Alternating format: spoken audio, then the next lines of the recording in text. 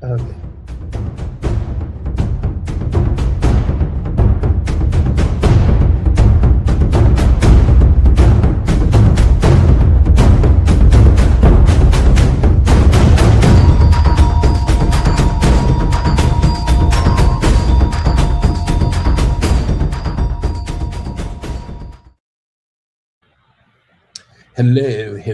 Hello, everybody. Hello, everybody. It's Sunday, August 16th, 1:02 a.m. I'm still up. Doing conjure, working on spiritual stuff. But I can't. I saw a video earlier this morning. This Nolan Wills situation is really on my spirit. It's really on my mind.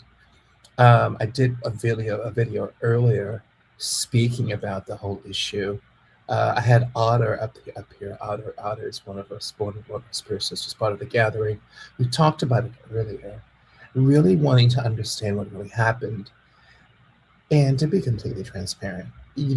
Most of you don't know me. If you see this video, I am a psychic out here in Los Angeles, California. Typical nosy psychic. I originally originated from Baton Rouge, Louisiana, and I'm your typical nosy root worker, hoodoo conjurer. That's what I do for a living, amongst other things too, as well. Screenwriting, being an author, and just all around creative. But enough about that. I could not get this whole Nolan Wells. I've been on this for 2 days, and I've just been seeing commentary after commentary between clients and working and everything else. And I can't. Now, being a psychic medium, spirit does come to me.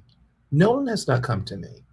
And also, too, disclaimer, this is for entertainment purposes only. None of this is real. You can choose to believe it if this video is a little too dark for you. I've been told to say that here on YouTube. This is for entertainment purposes only. To me, it's real. This is how I make my living every day. This is who I am. Over 500 years of tradition concerning root work, conjuring. This is how we protect our family and protect our community. But to most folks, most muggles or normies, this is not going to be real. So if you're watching this, just entertain yourself. Just keep yourself company. Welcome. And hi, how are you? Glad to have you. I hope I bring some comfort to you, or at least start guiding you into a very specific conversation when it comes to this case. Now, understand something. I kept coming across these videos of Nolan's friends, and they're being interviewed by Officer Tatum and by a few other people too as well. And mind you, by the way, I really love Officer Tatum and Nancy. Nancy Grace. I love their back and forth. I love it. Absolutely love it. And Officer Tatum, of course, he's interviewing. Hey, Otter, honey. He's actually interviewing everybody. He's interviewing this guy, I believe is Warren Hudson. And I kept coming across the interviews. And the more you hear these interviews, now, hey, Otter, honey. Otter, we just spoke about you. I'm nosy, okay? Let's just be transparent. Most psychics are. We're so nosy. That's why we do what we do. There's some psychics out there that, listen, don't classify me in that. Oh, hush. You're nosy. That's why you're able to do what you're able to do. We're so nosy, we peer through the void veil, look into spirit, to try to understand as much as we possibly can, utilizing our 6th, 7th, and 8th senses. Now, Warren Hudson, the interview with Officer Tatum, I was looking at his body language when I wasn't sewing. I could have looked up. I looked right up when I was sewing. And I'm like, this guy's lying. And so, you know what, hold on. Give the guy benefit of the doubt. So I stopped it, and mind you, that's the pleasure of looking at YouTube videos. You can rewind them. You can just take your little cursor, your little mouse, and just start at the very beginning. I did that. And the more I stopped, this video here the original video, which is over an hour long, I watched it. And we're not going to watch this video. And then also, to hold on, I got the idea a friend makes critical mistakes during an interview everyone missed. Yes, he does. But we're going to go over all the videos. Now, mind you, we have an FBI interrogator. He's an ex-USA interrogator. We're not going to just go through the videos here. Because the first 5 minutes, he points out a few things. God bless him, the gentleman. He gets caught up in a few things because he is trained by the government. I'm not trained by the government. I'm a nosy psychic. I not only got caught up on the first 5 minutes. I'm listening to his energy. I'm listening to what is inside of his head. See, that's the great thing about being a psychic, especially with courageously nosy as I am, because you look at a person. Now, here's how my gifts work for the most. I look at a person, like I have this visual representation, this screen in front of me. I'm looking at this young man that I have not met in the physical world, but there is a spiritual and physical ideal of him.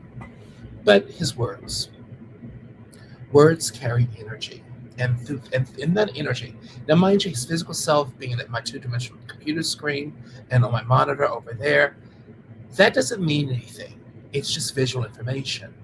But I'm listening to his words, and words for me, because I do most of my work online. That's how I met, of course, meeting spiritual people, meeting spirit folks every day. Words have energy. Words tell stories. Words say so much more than what that person's saying.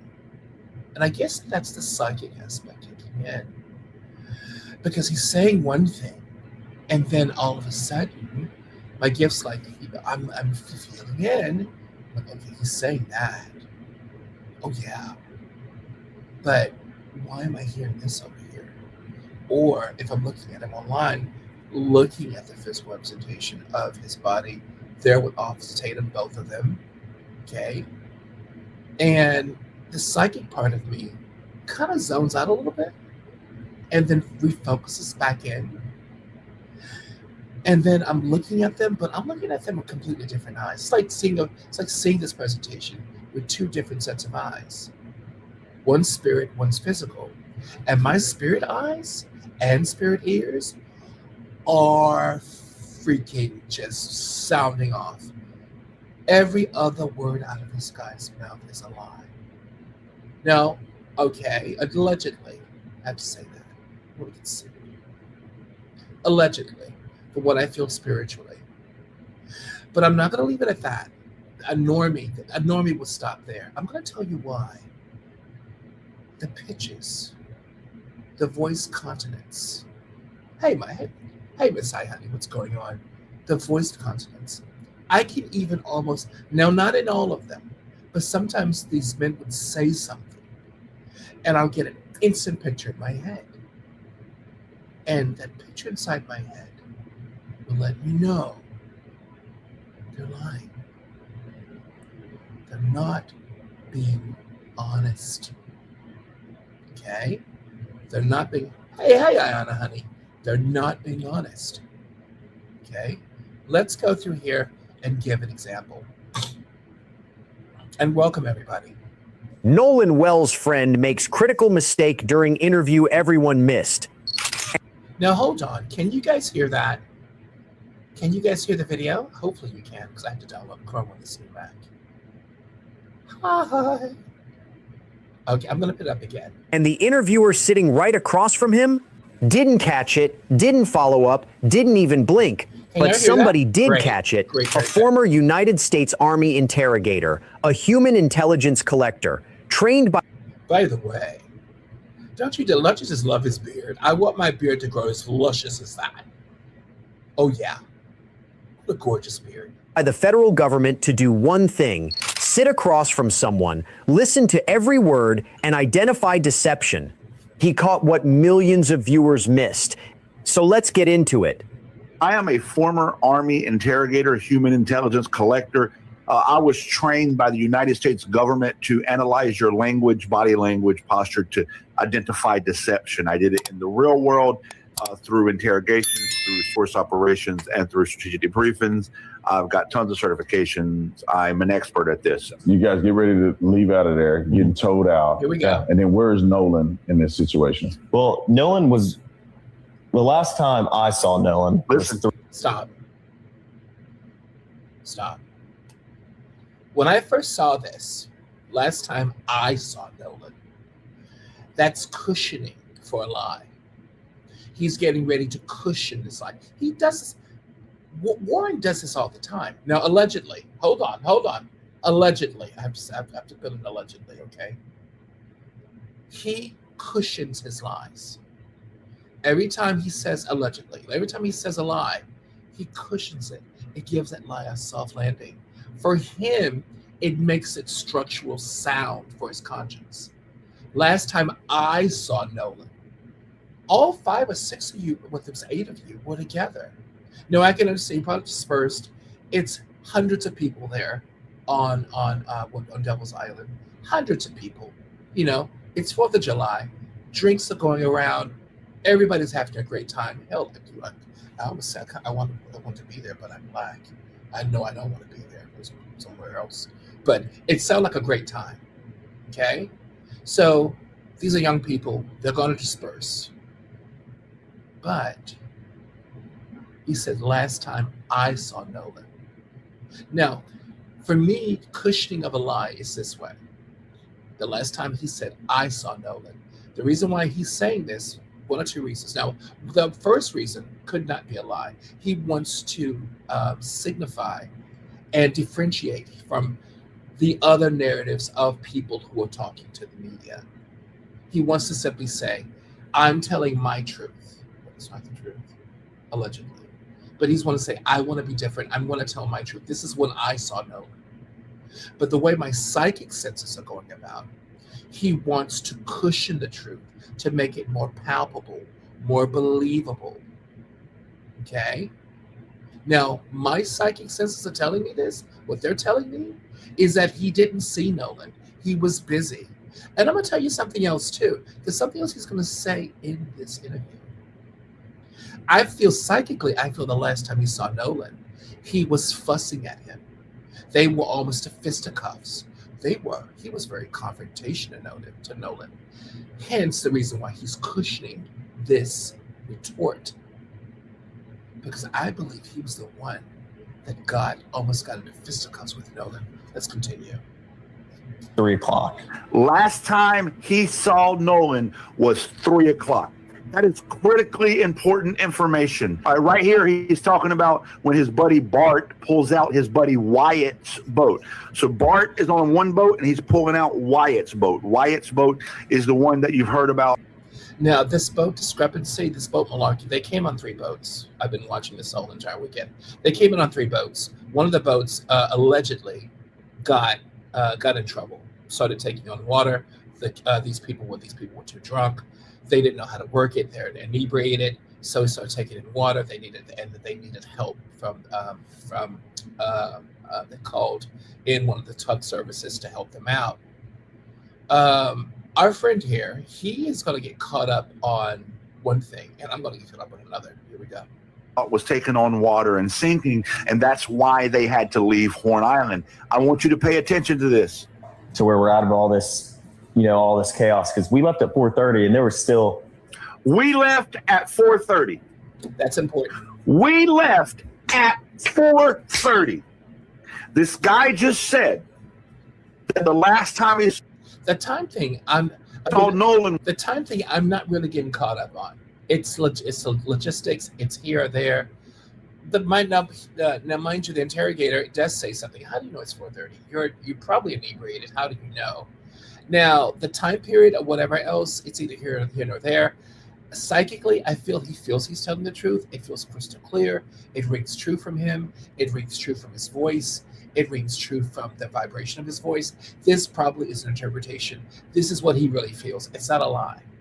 It was 3 o'clock, very specific time. Now, how did he know it was 3 o'clock? Allegedly. Brandon Tatum didn't ask him that. If this was an interrogation, that's a key question I would ask. I would too. How do you know it was 3 o'clock? And then where's Nolan in this situation? Well, Nolan was, the last time I saw Nolan was 3 o'clock. 3 o'clock. There we go. And Nolan was cradling a girl in his arms. Another cushioning of the truth. Another cushioning of a lie. Nolan was not cradling a girl. He's cushioning that, cradling. A sense of, the last time you saw Nolan, this is what I feel psychically, allegedly. You were fussing at Nolan, and he caught you in that camera. And when you guys finally got his camera phone on his iPhone, and you guys took his phone, mind you, you left him, his phone and keys and a few of his other belongings on the boat. You guys got him when you got home. I'm getting way too far down the line. No, I'm not gonna let you do that, allegedly. The last time you saw Nolan, you bitched him out so bad. And you didn't see him cradling this girl. Absolutely not. No, that's a lie. But notice cradling in his arms. Nolan was cradling in his arms. He's softening the punch of that lie. It's almost painting a romantic, pleasant picture. And that lets me know that the last time you saw Nolan was not pleasant. Remember, he's painting a nice picture for this lie to land on, a soft cushioning. That lets me know everything I need to know as a psychic. Because when I hear that, when I hear people that will personify the truth, they'll do this beautiful, feathery, painty personification of their truth. It's called being hyperbolic. That's not really, yeah. They're lying. Who do we know? Who's very famous, who's hyperbolic about everything that comes out of his mouth? Trump. That means he's lying. Pretty much everything comes out of that man is a lie. Here we go. Katie. Katie. That's Katie McCormick that he's talking about. Katie McCormick said that's not true, but let's listen. This is at 3 o'clock. This happened at 3 o'clock. And Katie, Nolan was sitting there, and the last time I saw him, I looked at Nolan, and Nolan was like shaking his head, laughing. That was the last time I lay. No. The next time, again, now mind you, it's not giving too soft of a bed for this light to stand on. But what he's doing, is he telling the truth, allegedly? Is he telling the truth? No, he's lying, allegedly. I have to put allegedly in there. Got to sprinkle it like salt and pepper. I want you to. But listen, it's not the truth. He's painting a picture of how there's buyer's remorse. I'm pretty sure the last time he saw his friend, the last time he saw someone he hopefully cares about, he probably has remorse, probably deeply sad about it, maybe. But that also shows he was smiling. Again, he's painting a picture of how he wants to remember Nolan. Nolan's gone. How he would like to remember his friend. The last time he saw him smiling. No, the last time you saw Nolan, this is what I feel psychically, allegedly. You fussed him out, you were drunk, and you were nearly wanted to hit him, along with I felt this psychically, allegedly. 2 other people on that boat wanted to knock Nolan's head off. Only because Nolan simply said, and this is what I've been feeling this all week, I always do what you guys want to do. Why can't you do what I want to do? Mind you, Nolan is a football player there. Nolan, the reason why these guys are around Nolan, I said this in the last video. Nolan's handsome. He's a football player. He's a high achiever. These guys are lagging on because he is a high achieving person. Nolan gets all the girls because he's a footballer. Yo, this is Mississippi. I'm from the deep South. Football is king in the South. It's king. And Nolan had that crown on his head. And I heard he was an incredible athlete. So, of course, these losers, no, I'm not going to say that. I'm not going to go that far. Of course, these people are going to want to hang around him. You have to understand, these people are these are upper middle class people. 1 or 2 of them are actually quite wealthy. They're not going to be around just any old black person. This is Mississippi. Hello. No. They're going to be around black people that they consider are different. The ones that are exceptional. The ones, we hear racist white people all the time. You're not like those. You're not like those blacks. Yeah. No, Nolan was the token. He was exceptional token. And that's why they hung around him. And more than likely, and I felt this earlier too, they're probably jealous of him because of his high achieving. Because he was a high achiever. Here we go. Laid eyes on him. But when we were leaving, well, when we were leaving, so it would be 4:30 because he's already said we were leaving at 4:30. Yeah. Nolan was sitting by the boat.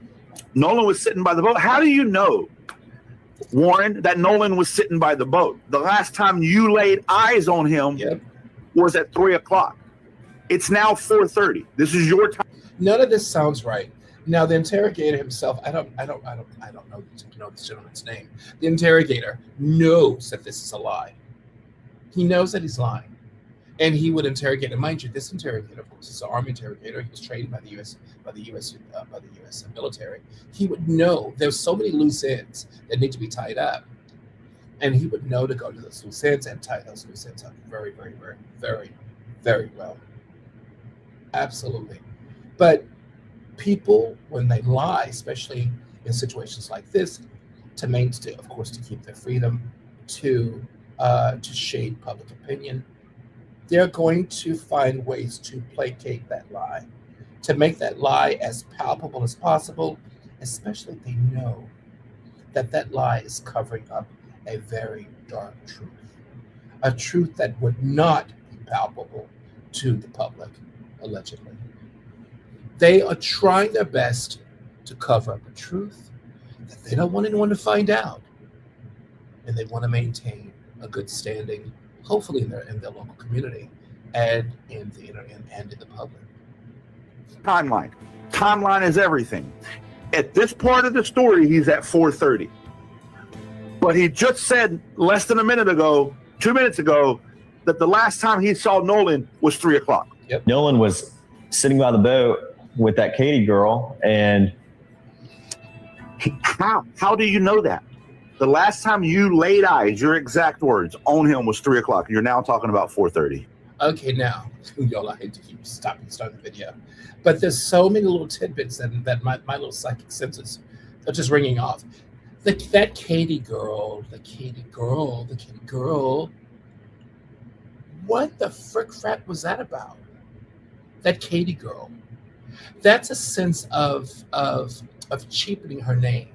There's a sense of disregarding her spiritually, disregarding her energetic wise. I can tell you why. Because Katie may have been interested in Nolan. Katie may have thought Nolan was attractive. He may have saw Nolan talking to Katie girl and simply jealous that he couldn't have her, wanting to talk to her. There's something between Nolan, him, and the Katie girl. Because he just kind of that Katie girl, whatever. Yeah. And what I feel spiritually, he wanted that girl. He wanted to talk to her, and she wanted to do with him. Now listen, what happens next? my buddy yelled for Nolan, get on the boat. That's a lot. Now, in the interest of honest analysis here, Allegedly. If they were both on the boat and he heard his buddy yelling at Nolan, not him, by the way. Warren wasn't yelling at Nolan, even in his own story. That's a lie. Nobody yelled for Nolan to get on the boat. Absolutely not. Because he said my buddy, because he doesn't want to paint himself into a corner, because he knows publicly millions of people are going to watch this and the truth is going to come out. No, I didn't tell Nolan to get on the boat. Warren said you said to me, no, I didn't say that at all. So he's going to say my buddy and generalize it, whatever. He wasn't looking for Nolan or yelling for Nolan. And in the beginning of part one of the interview, he says Nolan was like a brother to me. He was my best friend. More than a friend, though. He was like a brother to me. But Warren's not the one looking for Nolan, not the one yelling for Nolan. He don't even go over and lay eyes on him again, according to his own story that he's telling us. But he hears his buddy saying, "Hey, Nolan, the boat's having issues." And no, he didn't say that, but he was panicking. Nolan, get the F on the boat. Get on the boat. And Nolan said, "No, I'm staying out here. I'm going to ride in with somebody else." And it's not uncommon to hear. It's not like my buddy asked him one time. My buddy asked. He's softening this lie. Also, too, thou tells too much. Not only is he softening the lie, he's actually giving the lie weight, but adding more to it, making it more plausible, more truthful, more making sure that a lot of liars they'll overtly add details. Now, a lot of times, like myself, for instance, when I'm constantly talking my grandparents or Contra or Hoodoo, I'll add tons of details because I remember tons of things. But liars will add details that are obtuse. They don't sound right. They don't sound. It's like, okay, well, just 5 minutes ago you said this, and two, it just feels when you really listen to them, it doesn't fit together like perfect puzzle pieces. It just doesn't. Listen to this guy. Nolan multiple times to get. So your buddy asked Nolan multiple times, and you never did. Your brother, your best friend. Exactly. But notice he didn't say Nolan said, "I'm going to stay here with Katie, who I'm sitting with next to the boat."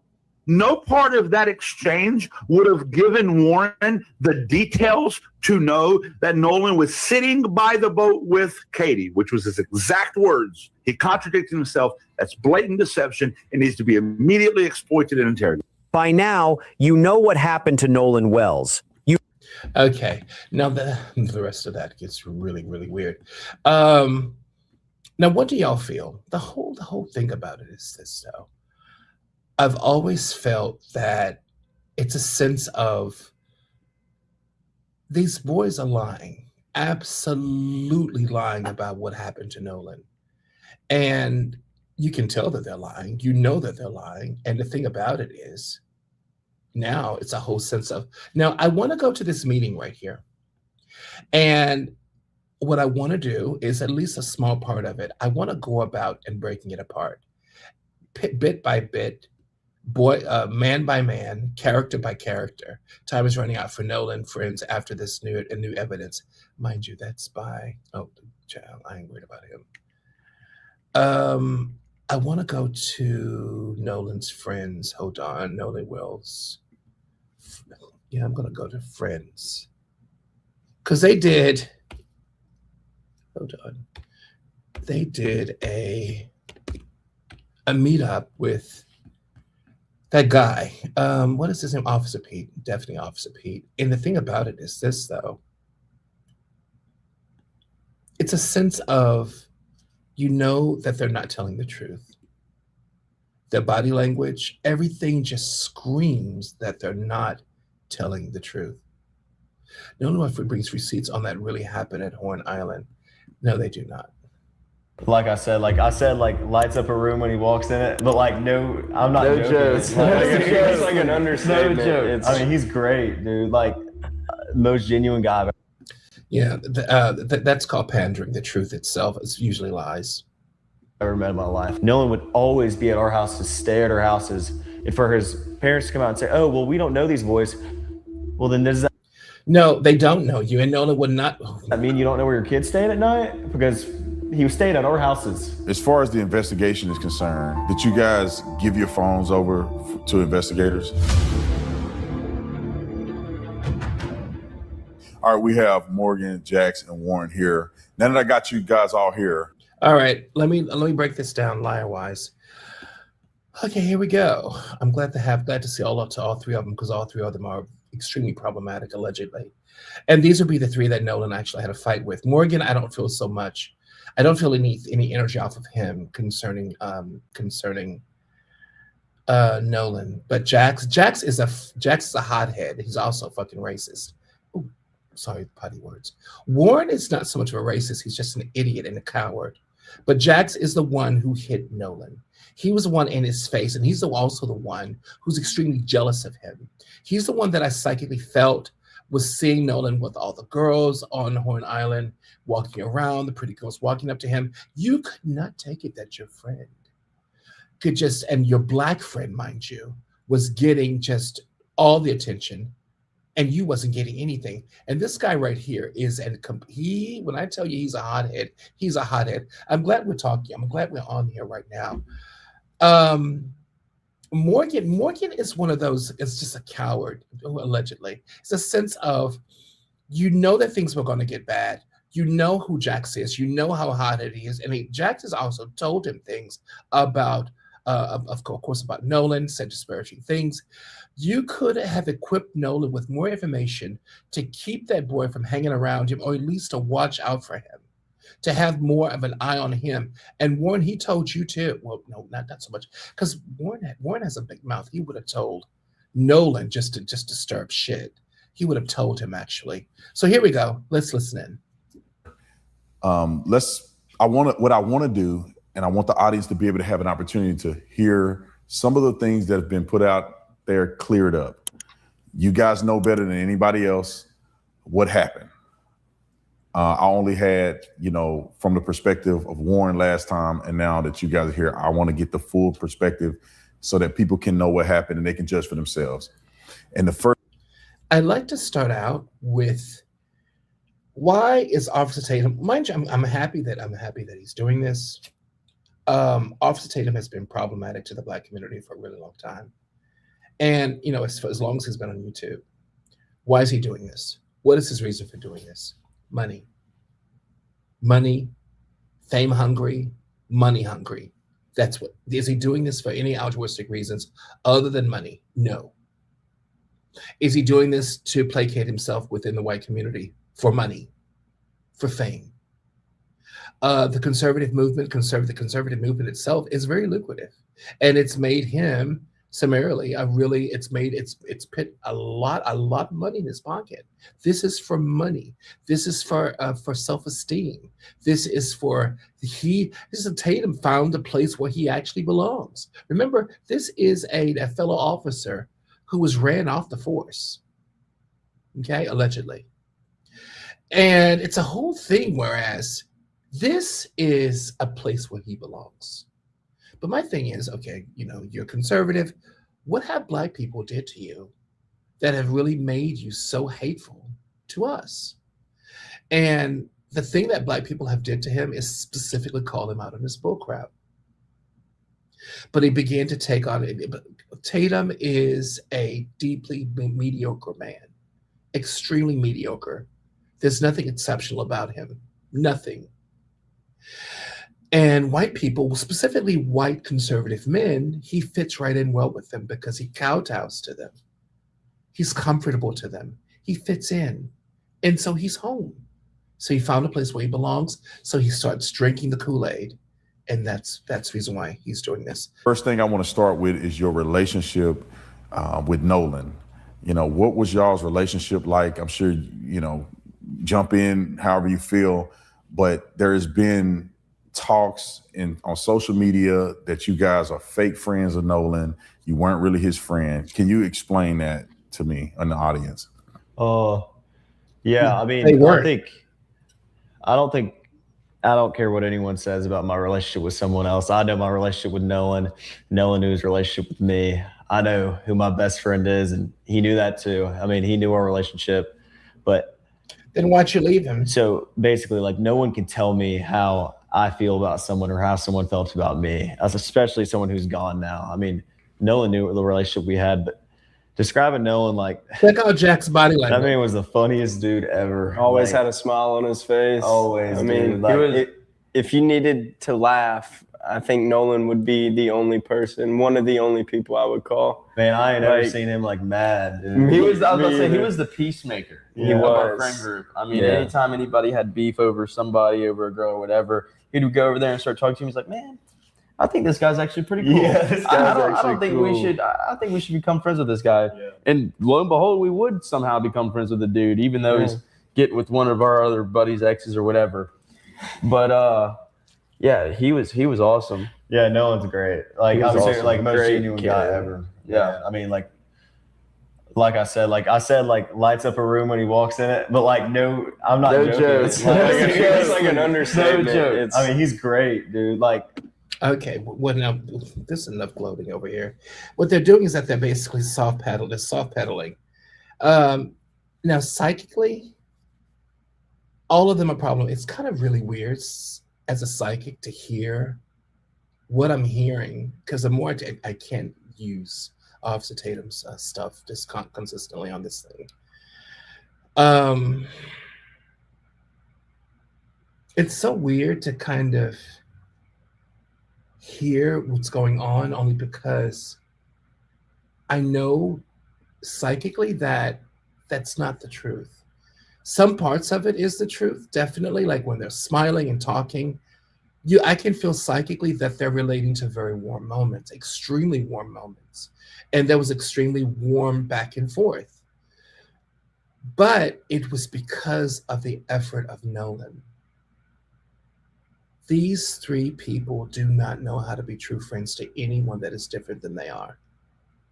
And because of the efforts of Nolan, because of so giving, so loving, and so kind and patient, to be friends with these three people, you must be patient because they love these are mediocre white men.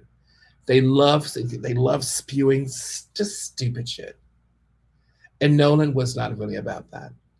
You know, you're talking about a high achiever, an overachiever, a high achiever. And so you had to have patience. And so the warm feelings that I'm feeling coming from them, I know in the back of my psychic mind, my spirit mind, this is because of the efforts of Nolan. Did any of these men ever go out of their way to maintain a sense of friendship of Nolan? No, they did not. And so, though I can't do that because Nolan is no longer with us, if he was living in skin, I would ask Nolan, you know, brother to brother, why do you work so hard at these friendships? What do you get out of that? You know, I mean, of course, you go to school with them, whatever else. But what are you getting? I mean, are they your friend group? Of course, they're young. I understand that. But what do you actually get out of this friend group? They're all fuck ups. Let's just be frank. All three of them, especially Jax. Jax is what I feel from his energy is almost a freaking. Never mind. Allegedly, dude hasn't. No, I'm not going to say that either. It was very much to the point where, what do you get out of this? You put up such an effort to be friends with these people. And I'm going to be quite frank with you. You know how I know they were not true friends to Nolan? And Nolan put such a really huge effort to be friends with them because he never even thought enough of them to introduce them to his parents. You know the reason why? Because they wasn't interested in meeting his family. You have to understand how the South works. The South works this way. I'm going to know your people. The first thing when I first meet you, who's your family? Who's your mama? Who's your daddy? That's just Southern, and this is Mississippi, south of the South. And so, he's going to bring up later. We saw that in the preview, that that his mom, which by the way that's really shitty. But the thing about it, a phone works both ways. Why couldn't you have called and introduced yourself, or just made a way to go to the house, bring a housewarming gift to meet his mom and daddy? Because they wasn't interested, because they don't have any fucking home. Oops, I'm sorry. Because they don't have, allegedly, because they don't have any home training. These three people are the most self-centered little idiots you'd ever want to see. And for them to sit there and soft pedal this lie, it wasn't necessarily a lie, but soft pedal this and romanticize this relationship with a boy you left behind dead, basically to get beat up by a whole entire racist ass mob because you were angry at him that he was getting more poon than you were getting. Yeah, and just to sit there and romanticize it, that's just weird. It's also quite diabolical. Most genuine guy I've ever met in my life. And I know when people I know I've seen when people pass a lot, everybody says good things, obviously. And, this isn't just me being respectful to know him. Dude, that was one of the best guys I've ever met. Man. I've only ever seen him mad once. Literally once. That's it. Yeah, and when you were mad all the time because you were either drunk, high on drugs, allegedly, or basically just confused and mad and deeply entitled over everything. Nolan would see this dude, this is what I feel psychically, would see him either depressed, high, or whatever else, doing this man is literally a human personification of very bad decisions. And so people like him are moody. You know what Nolan would do? He would go out of his way. Every time he saw him, how you doing today? What's going on? What's up, bro? How you doing? And to make him laugh. And that's all three of them. And I don't know why Nolan went out of his way with them, and they did not do the same for him. They did not do the same for him at all. Now he's going to bring up not knowing his parents. This is the South. Most kids that you're going to find a way to meet somebody's parents. We don't wait for adults a parent to introduce to each other. No. All of my friends in the South, all my friends in Louisiana, all my friends, the friends I have in Texas, sometimes I meet their mamas and daddies separately. I would go out of my way to see Miss Hawthorne, Miss Townsend, Miss Betty, and her husband. I would go out of my way, and I'd make sure I bring something nice and sweet in my hands at their front door. That's just the Southern way. They weren't interested in meeting, no, because they're so self-centered, and hence the reason. And their self-centeredness got Nolan killed, allegedly. One time, and it was over something stupid. Yeah.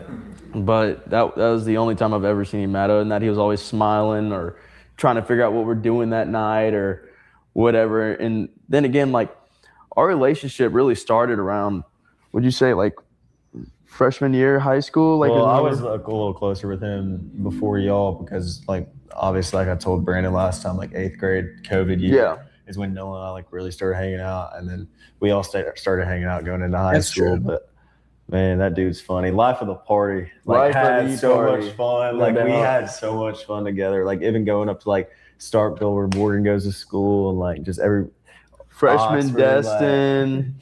It's fun. Yeah, dude, it's fun. He's awesome. You know, the thing about it, that with Jax, the guy in the middle, for him to sit there and placate and have this really rosy picture of his relationship with Nolan, when you went out of your way to talk about that dude, to talk about he and all that. And mind you, now, how do I know this? Because I'm a psychic. I'm a nosy psychic. I'm sitting there looking at these people. Now, mind you, they're looking downwards. They're looking away, looking from askew. These boys are all bringing up different images, pleasant images that they're having of Nolan Wells. Beautiful images that they're having of him. But the feeling that I get from Nolan, not even from his energy, but from all around them, is that Nolan made the effort to be the friend. They didn't. Now, Warren, out of all of them, would have made the most effort. Out of all of them, he would have made the most effort. The one at the end, the one to your right, to your left, he's too doopy. And Jax is a hothead and a dope fiend, allegedly. He's a fucking addict, allegedly. And Warren is the one on the far right. He would have made the most effort.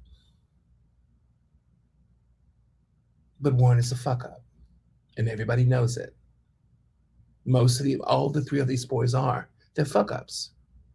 They're mediocre white men, allegedly, and it's that's just how it is. And Nolan was an exceptional human being that just wanted to make sure his friends felt good every day he saw them. And those idiots end up literally almost beating him up, leaving him on that beach where he got accosted by 3 to 4 other men because they saw him arguing with the white men that brought him in on. He held his phone up trying to catch those arguments. And mind you, Jax was the one arguing with him. I felt that earlier. Yeah. And then they left him. And they left him with those wolves, which end up killing him on that beach. And because of his mother, Warren's mother, I believe it's Warren's mother, who's a judge, his mother told them to go, because his mother was with them, by the way, all underage people drinking and doing God knows what else. She was with him. She was with a judge, by the way. Yeah. And she told him to go get Nolan, and they got his body, or he was conscious then, barely. They put him on the boat, and Nolan died on the boat. He died right there on the back of that boat. Then he called his grandfather. One of them called their grandfather, and the grandfather said, dump him in the water. And that's the grandfather. They didn't move that boat, by the way. Now, mind you, this is broad daylight. How could they have done that? Because the beach had started to clear. Somebody had shot a weapon to stop the fighting. Because that fight with Nolan was the only fight that was there. There were several other fights. So people started to clear. And as they started to clear, they put Nolan's body in the water. But to think about it, though, in all honesty, I'm iffy on that, though, because my spirit is very much like, so I'm almost like they're like remote viewing, but it's not remote viewing at all. Maybe it is. And I'm like, there's still too many people. Did they really take his body back home with them? Did they just take it and keep it to wait for the perfect time to dump it? And I'm starting to feel, because one, my spirit is shocked that they would do something like this. These men have known each other most of their lives, and they're considerably young. I'm starting to feel that they kept that body for a day, for at least 16 hours, and then dumped it during the night. Went back to the island, dumped it near the island, and rolled back. Like it's like pitting the body on the beach, and letting the waves just take it out, or dumping it in the water near the island itself. They wanted to make sure that they were far away, because I felt one of their parents lives close to the water, right on the water. So just taking it out, and that's probably the home they went to do this. And that's what happened. Absolutely. Great. And so there was a conversation that we had, Warren, last time about you not going or ever being at his house, and people took that as if you weren't his friend. Can you guys describe what engagement did you have with Nolan at his house, with his parents, him with your parents? Like, how did all that circulate? Watch this. Like Jack said, like, he used to pick up Nolan every day. I used to pick up Nolan every day. My buddy Wyatt used to pick up Nolan. Like, literally would pick. We didn't make Nolan drive anywhere. That's how much we loved him, bro. Like, we just always wanted to be there. That's how much, like, everybody knows this too. Like, Nolan didn't drive. Like, especially, at least in our friend group, because Nolan, we always picked Nolan up, regardless of where it was. Like, literally on July 3rd, Nolan rode with me and, like, rode with me to Wyatt's because we had to get parts for a boat. But anyway, just for, it's crazy that, like, I think it's kind of sad that, like, people, I have some friends of mine that I'm very, very close with, and I just don't know their parents. We're grown men. You don't have to know someone's parents to be close with them. And for someone's, like, them to come out and be like, oh, well, y'all aren't friends with someone. He's padding the truth. It's the South. You do have to know their parents. You absolutely do. That shows a rift concerning his parents' attitudes towards people of color or Black folks. You absolutely do have to know. Now, mind you, his parents are pretty advanced enough to, like, you know what, if you like the little colored boy, then that's perfectly fine. But I don't want to meet his parents. That is so unusual to be in the deep, deep South. Mississippi is considered the deep South, and so is Louisiana. I could not be friends with anybody without my grandmother or grandfather knowing exactly who I'm hanging out with. All my cousins would tell them exactly what's going on, and my grandfather would make an effort to go see them. That's just how the South is. So to sit here and pull that out there behind, no. Nolan was not. Now, Nolan probably had a pleasant. Now, to say that Warren was not Nolan's friend, that would be weird. They were friends. But the thing about it, though, Nolan made such an effort to keep that friendship going. These three men did not make an effort with Nolan. Nolan made that effort to keep that friendship going. And as far as them curtailing and driving Nolan around, that doesn't really say anything, specifically because of the fact that these are car hounds. You're not going to let Nolan in the back of your window. You're not going to let Nolan drive your car. No, not at all.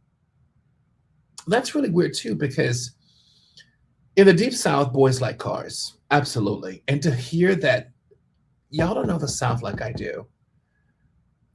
A boy is really your friend when he can drive your car. Like, that's your buddy. Why can't I drive your car? So when I have a girl, I'm going to drive your car. And Nolan probably had a car of his own. Maybe he had a car of his own. You're friends when you share the car. Does that make any sense? The South is full of car hounds. We love cars. We love football. I don't even know how to drive, and I love cars. I don't like football, though. Absolutely not. That sounds weird if you know what the South is. And they're painting this rosy picture of driving this black man around, when if you really were his friend, and the way I know the South, he'd be driving you around, or you'd be driving each other around, and be having a shared experience behind the wheel of your car. That's what usually happens. Well, how are you going to tell me like my relationship with somebody else? You know, it's crazy. Like they've said this all about us, like, oh, we're fake friends. We're fake friends. Really horrible to say, because if you go look on every social media post on Nolan's Instagram or Facebook or anything else, the only people in it are us and his football guys. Like that's just so real. Every time Nolan's in Starkville, he's with us. Every time Nolan's anywhere, not just Starkville, but anywhere. Oh yeah, we went on countless vacations and prom, homecoming, everything. Yeah, but go to their social media, and I guarantee you, there's a lot more of so Nolan's social media. You see them everywhere, but on their social media, you may see a little bit of Nolan and just other white people. That's why their social media pages are closed. It's so much that's glaring, absolutely glaring. Nolan's with us because we were his friends. It's not that hard to understand. I mean, I don't have to prove this to anybody, but that's the truth. I don't have to prove my friendship, and these guys feel the same way. We don't have to prove our friendship with Nolan, but I know I agree. Right.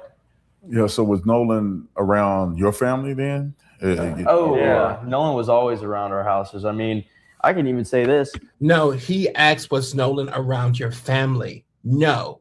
Nolan was around their house. Yes, they have a very big house. Was Nolan specifically around their family? No. Your family wouldn't have felt comfortable with him. He is a black man. Nolan and Wyatt's dad had a secret friendship that we weren't even in. Yeah, they were like best friends. We would go over to Wyatt's house, and Nolan, we would all be in the backyard, whatever, doing something. And Nolan would be inside on the couch with Wyatt's dad, and they would just be cutting it up all night. Yeah, watching movies together. Like Scarface is their favorite movie. Yeah, they'd watch Scarface all the time. But it really shows you like the effect like all this has had on everybody, not including just our friend group, but like our friends' parents and my parents. Like our friends were really, and families were really close with Nolan. No, that was the truth. That absolutely was the truth concerning Wyatt's father. The rest of them, absolutely not. No, Nolan didn't know it. Did not know any of your parents. And I mean, this has been a horrible tragedy, not just for us, but for our families and friends too. My mom knew Nolan because she used to drive us from Waffle House to school once a week. My stepdad knew Nolan because he used to drive us. My dad, everybody, like, and he would always come to the house too all the time. And not just that, but like I'm talking about like from a young age, like from 8th grade. But Nolan would always be at our house to stay at our houses, and for his parents to come out and say, oh, well, we don't know these boys. Well, then does that mean you don't know where your kid's staying at night? That is so weird. I said this. This is the South. You're going to know where your child is staying at. Your parents never made any effort to get to know Nolan's parents. No effort. Wyatt's parents, not at all. Now, maybe his stepdad, maybe so. Now, mind you, that feeling in a little bit psychically, that was a little bit of a strange relationship going on, because it's kind of weird though. Don't know what the hell was happening with that. But the rest of their parents, they never ever bothered to have a shindig with Nolan's mom, Nolan's dad. The ladies never wanted to meet with her. Nothing like that. This is the South. Y'all have to understand how strange that is. That is just strange. Because he was staying at our houses. So, sorry to interrupt. I know you're enjoying this incredible interview. Make sure you hit. Shut the hell up, bug eyes. Old bug eye bud. I can't stand him. Hey, Otter, what's going on? Their lies are thick, honey. You're gonna at least meet the parents. Absolutely. And the thing about it is this, though. I've always felt a sense of when you, like, okay, for instance, with me and my grandparents, they're spirit workers. So me meeting like meeting, like, hanging around with cousins, hanging around with other people. Usually they're probably going to be people that my grandparents have worked with, have worked for, have done spirit work for. So it's a Black community. Black folks do that. We're going to know each other regardless. Now, when you're in a mixed friend group, such as with other white people, here's what will happen. And it's happened every time. Like, for instance, the Broussards. So the Broussards have been in my family for over 175 years plus. That's Grady's parents and his ancestors and my ancestors. We've been interwoven in each other's lives for over almost 2 centuries. So even knowing that, and big occasions and things like that, Miss Broussard, she makes it her effort to come over and say hello. Or Nana makes it her effort to come over and say hello, but they know each other really, really well, especially with white people and Black people. White people that are truly your friends as Black people, and they're truly allies in the South, they will go out of their way to show you, I'm one of the good ones. You're welcome to my home. You're welcomed here. We always say this in Deep South. White folks know how, even the ones that don't like you, they know we understand politics. It's non-spoken, it's non-verbal. We know how to be appropriate around each other. White folks the white folks that don't make that effort, it's because they don't like you. And usually and my mama, my cat, or daddy will tell them, well, you know what? I don't know if you should be around them. Why, daddy? Because I ain't met them yet, and they don't want to meet me either. Well, they're not client. No, I ain't never did no work for them. And so we don't go around. If you don't think enough to come and meet my grandparents after I've been over the house 2 or 3 times, then I'm not going to go over it because that's strange. And as a Southern Black child, I'm not going to do that. That would be weird. Now, this is Mississippi. These rules are stringently held to a high regard because Mississippi has a freaking reputation concerning white folks and Black folks. So even though these are Gen Xers, these are Gen X people, that reputation, that understanding, sometimes the tradition gets lost in young people. But maybe his mom and dad didn't understand tradition. Maybe so. But there's no way in hell I'm gonna let my baby stay around anybody that I don't know, and he's sure not gonna stay at their house if I've never met them. But that also goes to show you how top heavy this relationship was. Remember, Nolan was bending over backwards to make these boys happy. They did nothing to make him happy, nothing at all. And I'm gonna be quite frank with you. And what I'm gonna say is allegedly. His stepdad or whoever his dad was making friends with Nolan, that's a weird thing. That's something weird. And I'm going to say something that's going to sound very, very odd. I think you know what I'm going to say. I'm going to say something that's going to sound very flagrant. I feel that was sexual. I feel that white man was grooming Nolan. That's what I feel, because that's just weird. It's not weird to befriend a Black boy, especially one as exceptional as Nolan. But the energy that I'm feeling, it just feels weird. And it feels very, very, he wanted him. He wanted to have sex with that child. That's why he was grooming him. Yeah, Godfather is hours long. And I would like to be in that room to feel that body. Now, mind you, Nolan has nothing. He's a child. He doesn't know what's going on. No adult has secret friendship with a young man. Nobody. When they said that was just weird. Because the secret relationship, and mind you, and I guarantee these boys probably found them. This is all allegedly. I won't get sued. But this is all happening. This was probably found out accidentally. This was probably found out by accident. The boys probably found this out. Just accident. And thought it was the coolest thing. And Nolan did too. I don't think the dad got a chance to make a move. But this sounds very, very pederast.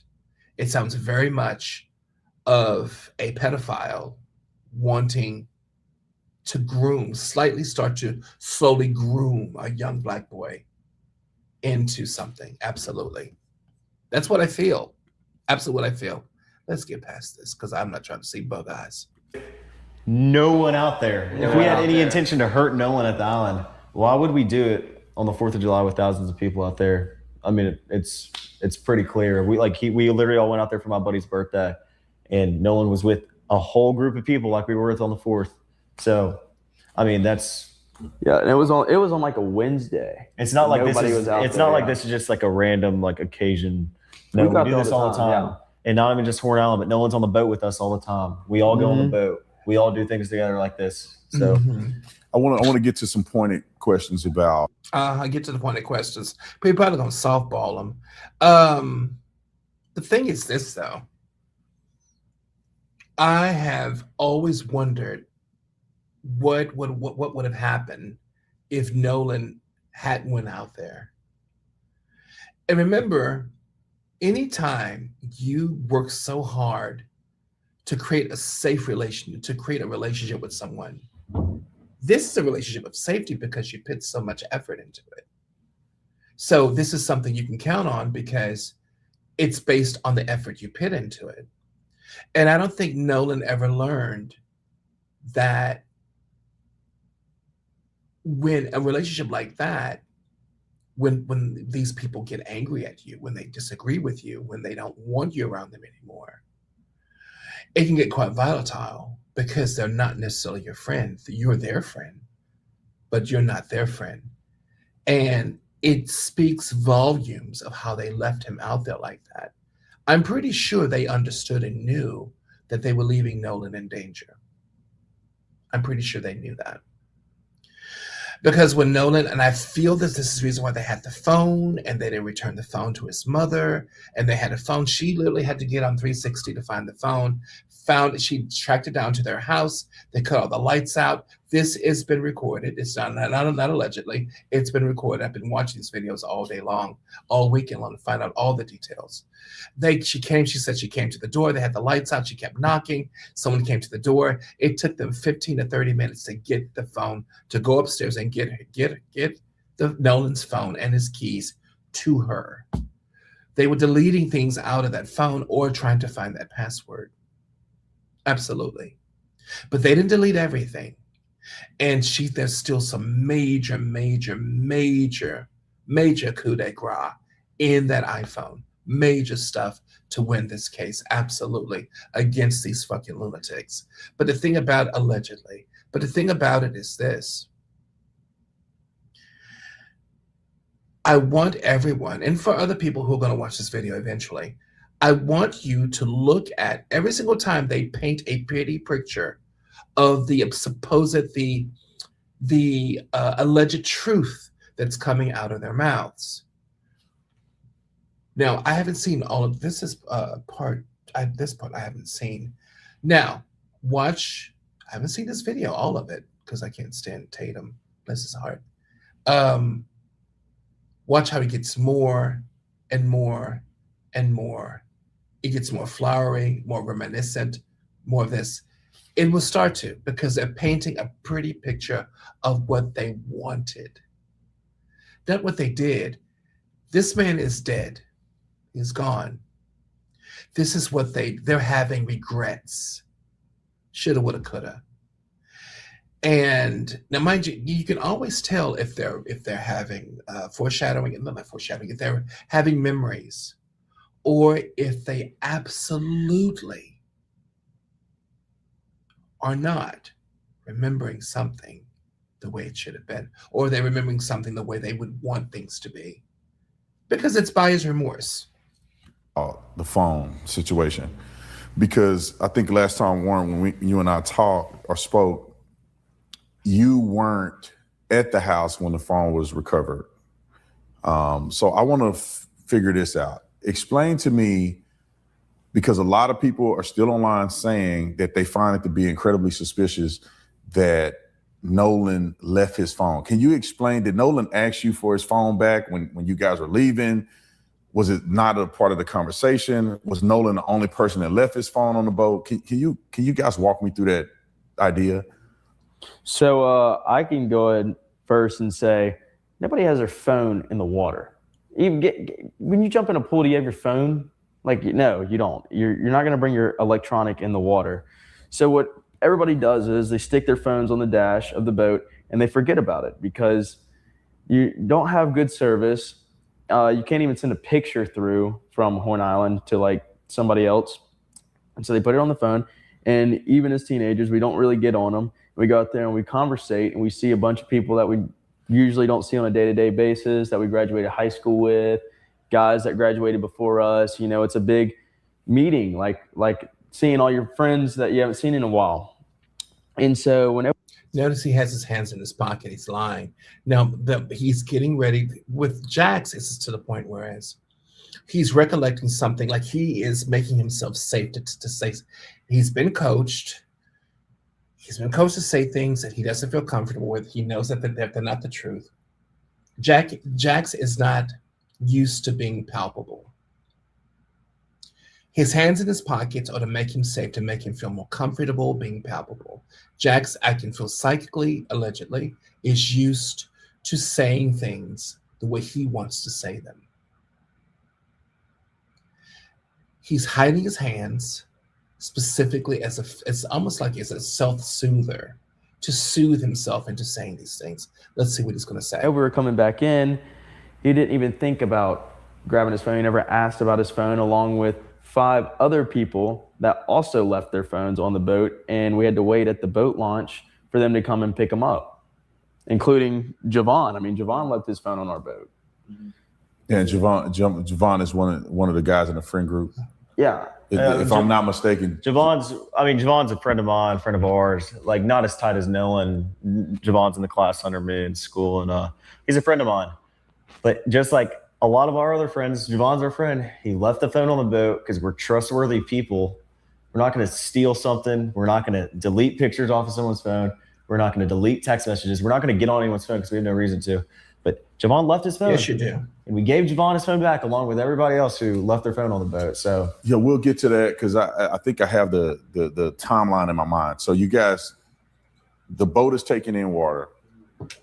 You had already left, Morgan, right? You had already left on a boat. So there's 3 boats. You had already left about 5 minutes before this situation. Watch the body language. I feel the last 2 boats was Bart's boat and Wyatt's boat, and those are the 2 boats that left out because Bart was kind of towing Wyatt's boat out. So you guys are on the boat. What was the conversation? Yeah,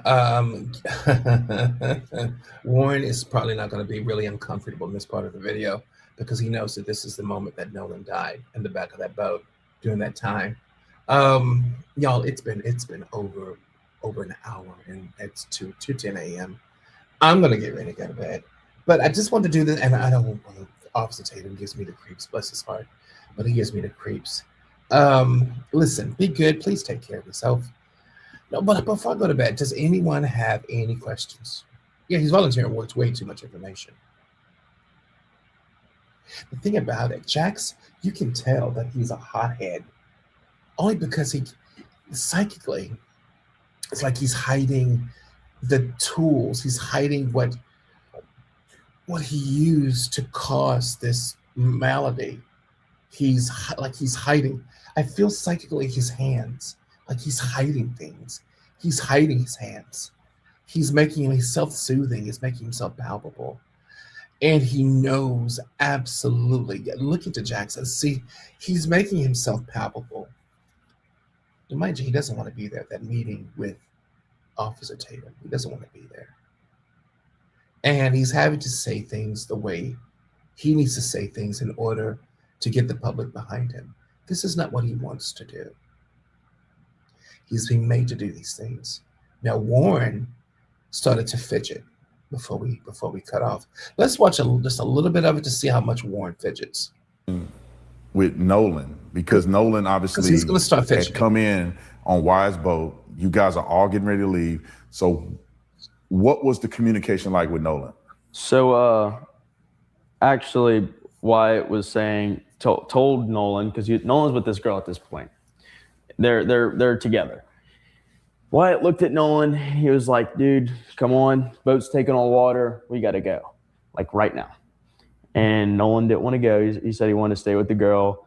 And Wyatt started yelling at him. He's like, Nolan, get on the boat now. And Nolan's like, no. And then finally, Wyatt's like, Nolan, get on the effing boat right now. We are leaving right now. And Nolan said he had another ride back, and we had no more time to waste. We got to get the boat out of there before it goes under. And it was that, and when Nolan said that, that's not true at all. Like, was there? Okay, defense mechanism. He took his hands out of his pockets. So since I want to get this right, Jax talks with his hands, and he's not as talkative with his hands right now. He's like, okay, I'm not relaxed anymore. I want to get this right. Coach, it's like I have to get this right. An issue that you believe that Nolan will be able to get back, or were you concerned? What I can say is I've been out countless times on one boat to Horn Island and came back on another. I've done it before where I went out on one boat and my friends left, and I just know so many people out there. I didn't even think about, do I have a ride already set up? I just know so many people out there that I'm like, okay, there's 100% Look at sure Warren, I can find a ride back, which I have before. And so is the other guy right here. His hands are cupped as well. It's one of those things where it's at Horn Island, his hands are cupped. You don't even have to know somebody to ask for a ride back in. But they're going to bring you in. You know, it's not like, oh, are they going to bring me in or are they not? Should I ask? No. If you ask anybody out there, 100%, they'll bring you back. Southern hospitality. Yeah, the South Mississippi. I mean, we had somebody. The boating community is so like tight knit. Like it doesn't matter like who you are. If someone sees you struggling on the island, no matter the case, they will come and help you. They will do anything in their power to help you and bring you back to the mainland. I'll put another example out there. We know another kid who was pretty intoxicated out there, and he couldn't find his boat. And he asked somebody random that he didn't even know if he could catch a ride back with them. And they were like, yeah, got him on the boat, called his parents, told them the situation was going on, and then took him back on inshore. And that happened this time, or is 4th of July? This 4th of July. This current 4th. So you guys you leave. Nolan is there. I'm based on what you're telling me, I'm perceiving that you guys are accepting that Nolan's going to get a ride back somewhere else. Y'all taking on water. Explain to the audience, what is this sinking boat thing like? Because I think that people are in good faith, the ones who are acting in good faith are genuinely curious of like, are you sinking? Do you think you're gonna sink? Because you hear Wyatt on the phone and he's like, we're sinking, we're going down. Mm-hmm. And obviously you never went down. So can you explain what he was saying about going down? Was there a little bit of water? Was he just panicking more than normal, or like what was that? And I want you to explain too, like what happened to the boat? How did you recover the boat? And how did you get back to the mainland? So I'm gonna go ahead and first off explain a boat. So a bilge pump is in the bilge.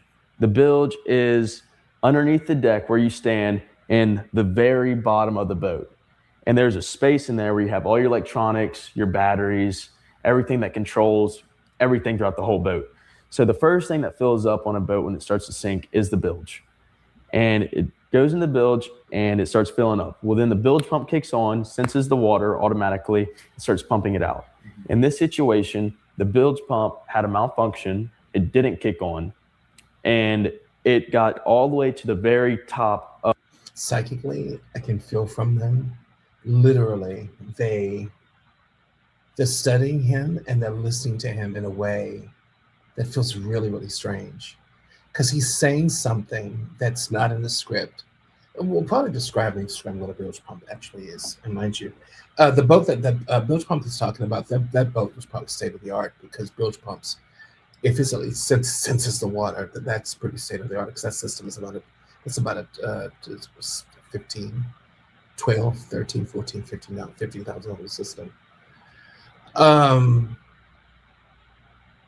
I can feel them intently listening in to see what he's going to say, and he's getting off script.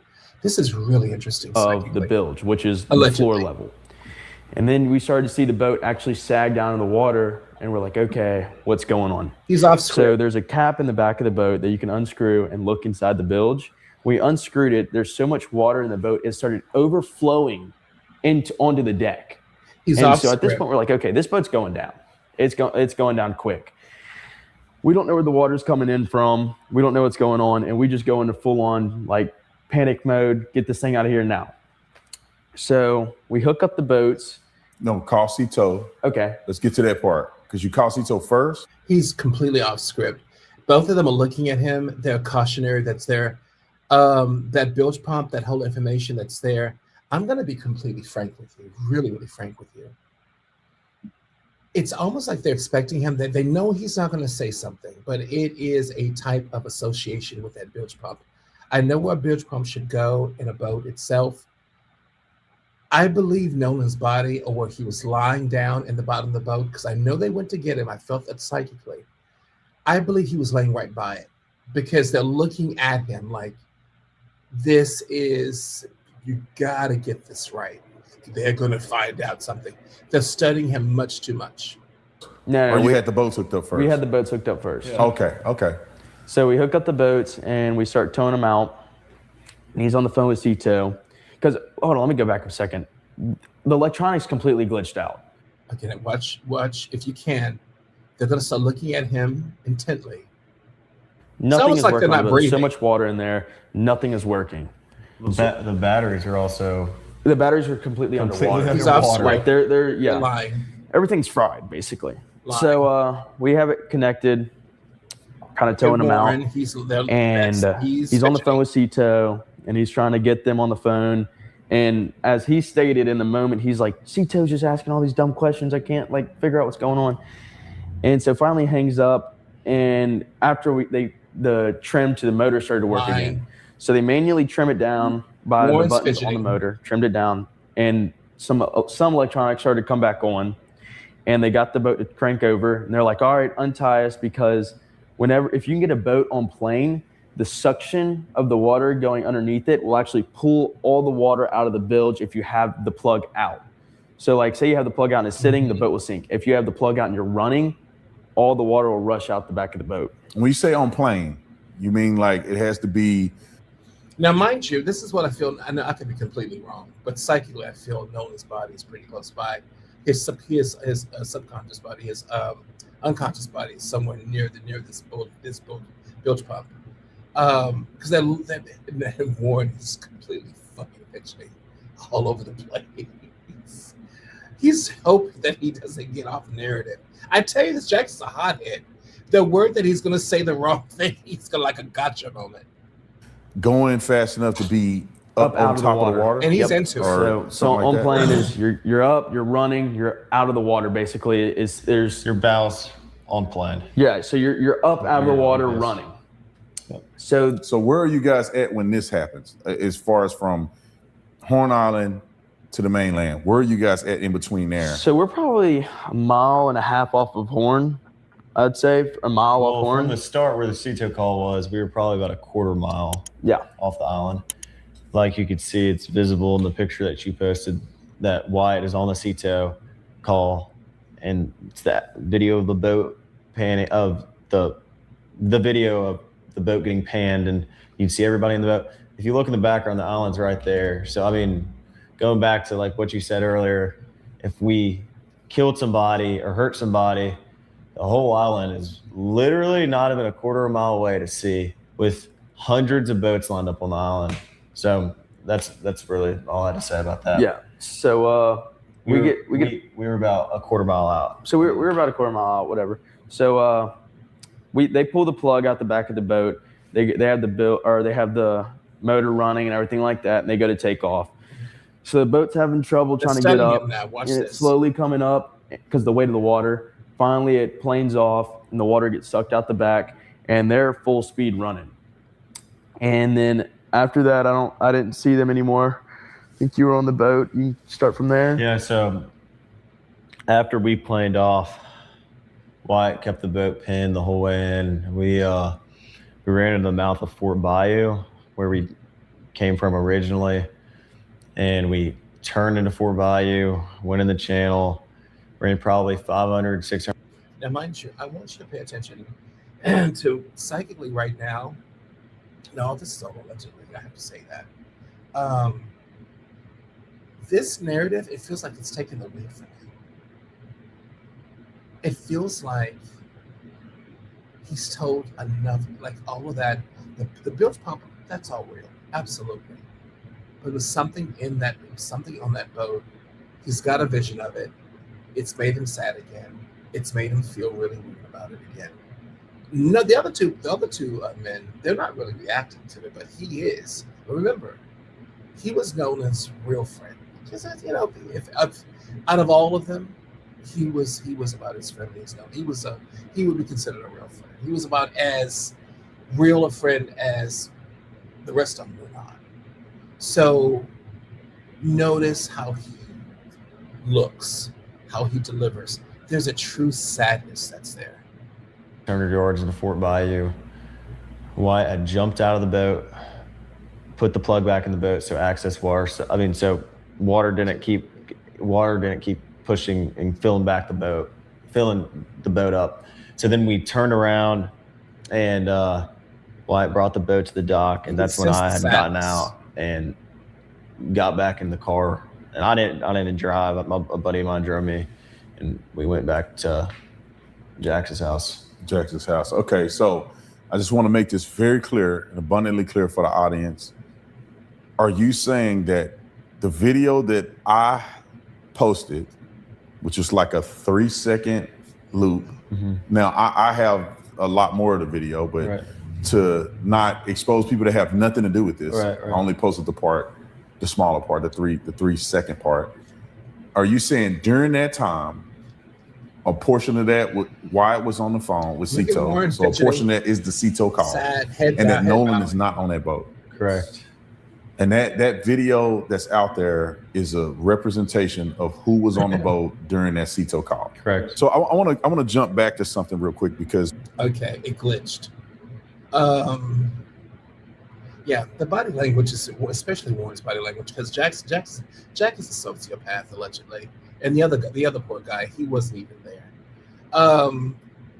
You can really tell that something is really on Jack's mind, because his delivery just changed completely. Something's there. Nolan is hurt, and they called someone after they called Cito, before they called Cito.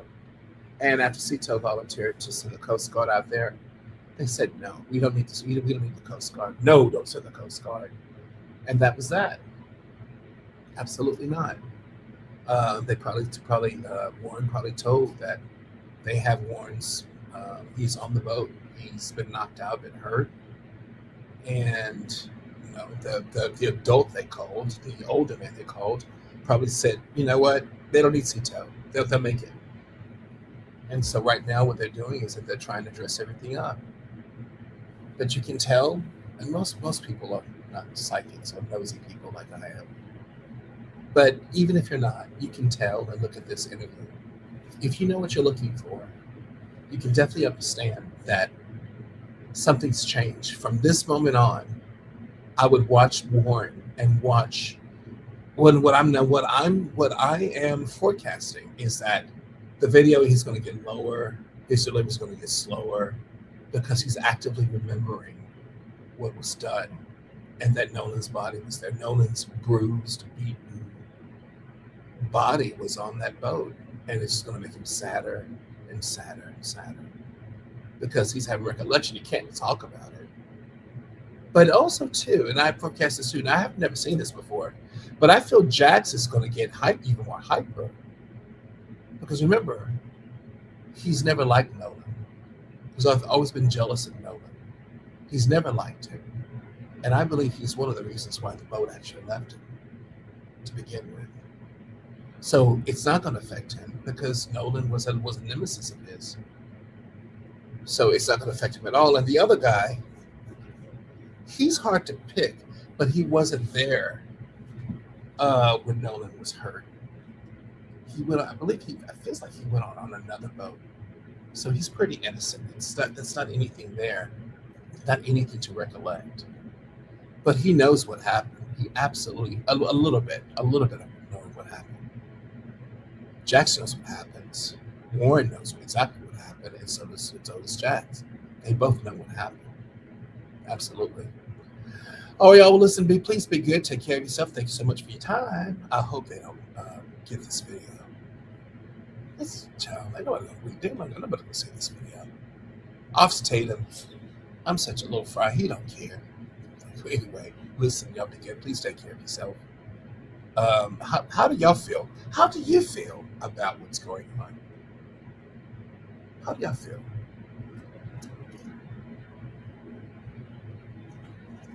I had to do this video because I've been watching this. I'm like, listen, the commentary had no one to talk to. So like, do you see what I see? My God. Listen, I had no one to relay this to.